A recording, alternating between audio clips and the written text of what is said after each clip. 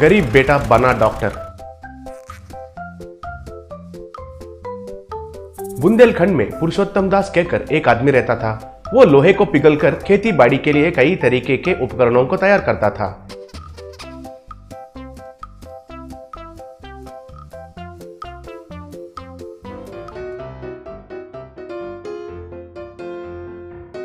एक दिन सोमनाथ कहकर एक अमीर किसान एक ट्रैक्टर लेकर उधर आया। उधर पुरुषोत्तम के साथ उनके बेटे को काम करते हुए देखकर, क्यों भाई पुरुषोत्तम, तुम्हारे बेटे को अभी से ट्रेनिंग दे रहे हो क्या? क्यों रे हेमा, तुम्हारे पढ़ाई अटारी पर चढ़ गया है क्या? पढ़ाई छोड़कर अब तुम्हारे पिताजी के पास ही ये काम सीखना चाहते हो क्या? वही सही है तुम्हारे लिए, क्योंकि बड़े बड़े पढ़ाई के लिए तो बहुत खर्चा होता है और तुम्हारे बाप को इतना सामर्थ्य नहीं है। मुझे लगता है कि तुम्हारे पास इतना दिमाग भी नहीं है। मेरे जैसे अमीर किसान तो हमारे बच्चों को डॉक्टर या इंजीनियरिंग पढ़ा सकते हैं। तुम्हारे बाप तो गरीब है, उससे क्या होगा? ठीक है, तुम्हारे लिए तो ये लोहे का काम ही सही है। सीखो सीखो, अच्छे से सीख कर तुम्हारे बाप जैसा अच्छा काम वाला बन जाओ। अच्छा पुरुषोत्तम, ये मेरा ट्रॉली का हुक जो ट्रैक्टर को लगाते हैं ना, वो टूट गया है, उसे सही बनाओ, मैं बाद में आके ले जाता हूँ, कहकर चला गया। वो जाने के बाद पुरुषोत्तम उनके बेटे से, हेमंत तुम ये काम क्यों करते हो? जाओ जाकर खेलो या पढ़ो। देखा, ये गांव के लोग हमारे इतनी बेइज्जती कर रहे हैं। बाबा, मजाक उड़ाने वाले हमेशा मजाक ही उड़ाते रहते हैं, उसे दिल पे नहीं लेना है। बात रही काम की, तुम्हारे अकेले की मेहनत मुझसे देखा नहीं जाता। अपने खाली समय में मैं तुम्हारी मदद कर रहा हूँ, इससे मुझ में भी ये हुनर आएगा ना। हेमंत, डॉक्टर या इंजीनियरिंग पढ़ने के लिए कितना खर्चा होगा? तुम पढ़ोगे, मैं दिन रात मेहनत करके तुम्हें पढ़ाता हूँ। तुम डॉक्टर बनोगे या इंजीनियर बनोगे? मैं तो डॉक्टर बनूंगा बाबा। ठीक है, लेकिन तुम डॉक्टर क्यों बनना चाहते हो? क्योंकि मेरे पिता भी डॉक्टर है ना। तुम भी ना मजाक करते हो। मैं और डॉक्टर, मैं तो निशानी हूँ। तुम्हारे दादा मुझे स्कूल भेजने के लिए बहुत कोशिश किए थे, लेकिन मुझसे पढ़ाई नहीं हो पाया, इसलिए उसके पास ही काम सीखा मैंने।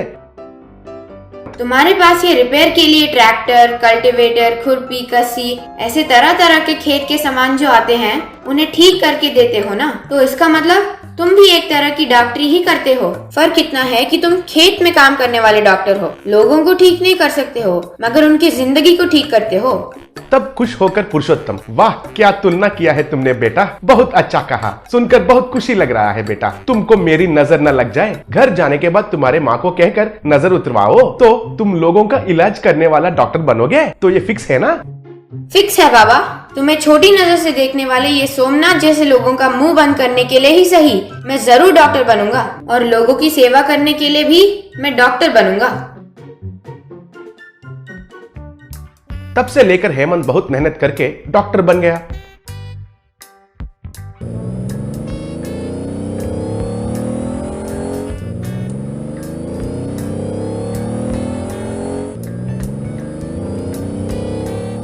डॉक्टर बनने के बाद वापस आया हेमंत और उसे देखकर बहुत खुश हो गया था पुरुषोत्तम। और रास्ते में जाने वालों से हेमंत को दिखाते हुए पुरुषोत्तम, रामलाल जी ये मेरा बेटा है, डॉक्टर बन गया है। ओ मेहता जी देखिए, मेरा डॉक्टर बन गया है, ऐसा कह रहा था। इतने में सोमनाथ उधर ट्रैक्टर पर आ रहा था। उनको देखकर, सोमनाथ जी रुकिए, मेरा बेटा डॉक्टर बन गया है। तब सोमनाथ उनका ट्रैक्टर को रोका। क्या ये डॉक्टर बन गया? सच में? कौन सा डॉक्टर बन गया रे? इंसानों का या जानवरों का डॉक्टर? बात यह है कि लाखों खर्चा करने से भी मेरे बेटे को डॉक्टर का सीट नहीं मिला, लेकिन तुम्हारे बेटे को कैसे मिल गया? इंसानों का डॉक्टर ही बना है। मेहनत से पढ़ाई किया और ऑल इंडिया लेवल में पहला रैंक पाया और टॉप कॉलेज में पढ़ाई किया और बेस्ट डॉक्टर बनकर आया है मेरा बेटा। अच्छा है रे तुम्हारा त्योहार। तो फिर प्रैक्टिस कहाँ करेंगे डॉक्टर साहब? दिल्ली में या मुंबई में? लेकिन उधर हॉस्पिटल बनाकर उसमें प्रैक्टिस करना तुम जैसे गरीब वालों से नहीं होगा। इधर ही कोई गली में एक छोटा सा दुकान लेकर उसमें प्रैक्टिस शुरू किया तो बेहतर होगा। अरे अगर तुमको कोई आपत्ति नहीं तो मेरा पशुओं का शेड है, उसमें शुरू करो तुम्हारा प्रैक्टिस। किराया नहीं चाहिए, लेकिन लोग तुमको जानवरों का डॉक्टर समझेंगे कहकर मुझे संदेह हो रहा है। कहकर हंसने लगा।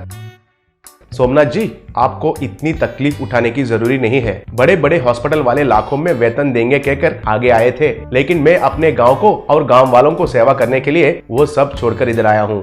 तब उधर के लोगों से सोमनाथ, अरे इसकी तो सब कुछ गैस की बातें करता है। किसी को भी लाखों मिल रहे हैं तो उनको छोड़कर आते हैं क्या? ठीक है, सुनाने वालों को तो ये बाप और बेटे अच्छा कहानियां सुनाते हैं। मैं तो चला, कहकर उधर से ट्रैक्टर लेकर चला गया। कुछ देर के बाद सोमनाथ को कुछ लोग उठाकर उधर लेके आए। उनमें से एक, डॉक्टर साहब, सोमनाथ जी का ट्रैक्टर पलटकर गिर गया है और ये बहुत बुरी तरीके से घायल हो गए हैं। जान चले जाएगा लग रहा है, इनको बचाइए। तब डॉक्टर हेमंत सोमनाथ का इलाज किया और उनको बचाया। सोमनाथ ठीक होने के बाद सोमनाथ, डॉक्टर बाबू मुझे माफ करो, मेरे जान को तुमने बचाया। मैं तो मेरे मुंह की कुजली से हमेशा तुम्हें और तुम्हारे पिता को बहुत कुछ बोल दिया। एक गरीब का बेटा डॉक्टर बन गया है कहकर मैंने ऐसा व्यवहार किया था। तुम्हारे पिता तो महान है, गरीब होते हुए भी उनका बेटा को डॉक्टर बनाया और तुम भी मेहनत करके बड़ा डॉक्टर बन गया। मुझे माफ करो बेटा। बाद में हेमंत गांव वालों को अच्छे से इलाज करके बड़ा नाम कमाया। लॉकडाउन मास्क वाला बना करोड़पति। एक गांव में नायक नाम का व्यक्ति सीजन के मुताबिक धंधा करता था। गर्मियों में आम, सर्दियों में नारंगी, इस तरह मौसम के मुताबिक फल बेचता था। एक बार लॉकडाउन के कारण सारा देश एकदम थम सा गया था। लॉकडाउन के बाद फिर से दुकानें खुली। अरे इस लॉकडाउन के वजह से तो सब उथल पुथल हो गया। मैं ये सोचकर कि दुकान खोलकर बढ़िया सेटल हो जाऊंगा, बैंक गया था और जब लोन सैंक्शन होने वाला था तभी एक कमबख्त लॉकडाउन आ गया। धत फिर से बैंक का चक्कर लगाना पड़ेगा। जब तक वो लोन ना मिले कोई और धंधा करना पड़ेगा। ये बीमारी जल्दी छूटने नहीं वाली, इसी पर कोई ना कोई धंधा करना होगा। इस तरह वो एक साइकिल पर सैनिटाइजर और मास्क बेचने लगा। अरे मास्क ले लो, मास्क, बढ़िया सुंदर सुंदर मास्क, अलग अलग डिजाइन वाले मास्क, लीजिए भाई साहब लीजिए, कहकर बेचने लगा।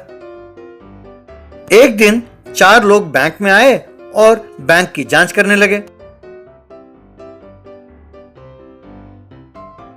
फिर बाहर आकर, अरे यार, हमें चोरी करने के लिए यही सबसे बढ़िया बैंक है। यहाँ सीसीटीवी भी काम नहीं करते, हमें जल्दी प्लान बनाना पड़ेगा। अरे हेमंत, तुम वैसे ही भुलक्कड़ हो, तुम्हारे वैसे हम पकड़े ना जाएं। वो जा रहे थे कि नायक बैंक पहुंचा।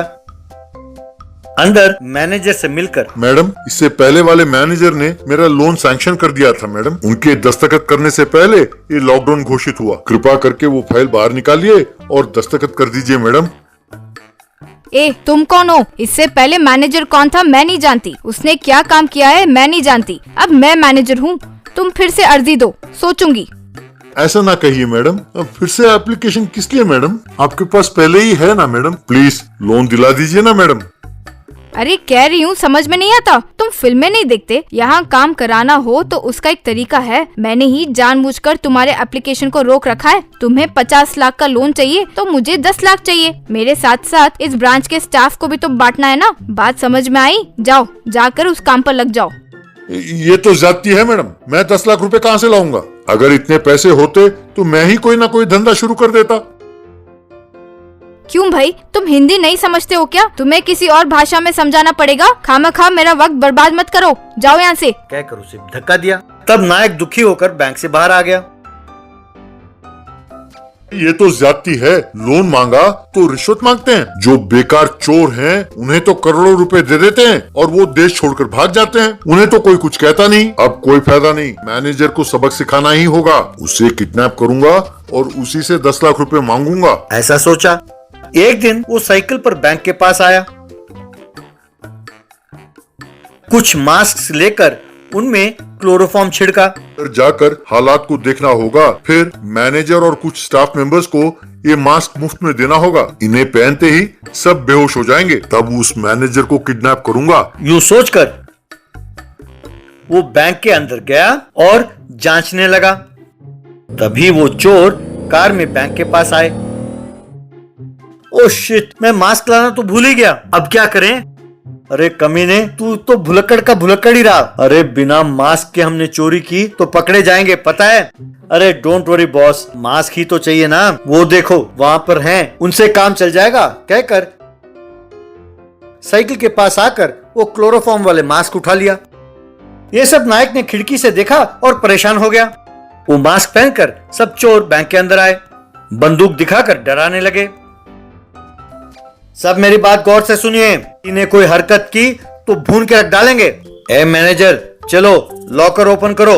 अरे ये क्या, सिर घूम रहा है। अरे बाप रे, पता नहीं क्या हो रहा है। अरे सिर चकरा रहा है, कहकर झूलने लगा। हाँ बॉस, मेरा भी सर घूम रहा है बॉस। आए रे, मेरा सर घूम रहा है, कहकर सब चोर बेहोश होकर गिर गए।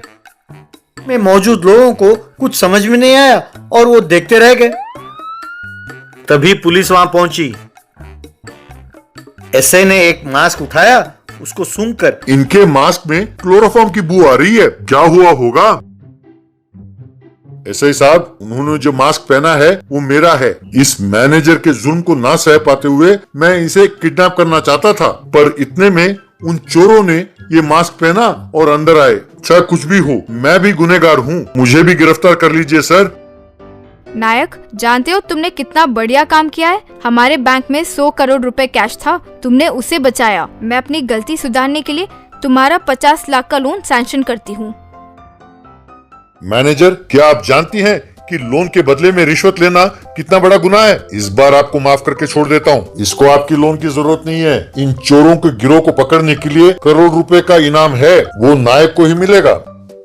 इस तरह पुलिस के दिए हुए करोड़ रुपए से नायक करोड़पति बन गया। उन पैसों से धंधा करते हुए नायक खुशी खुशी जीने लगा।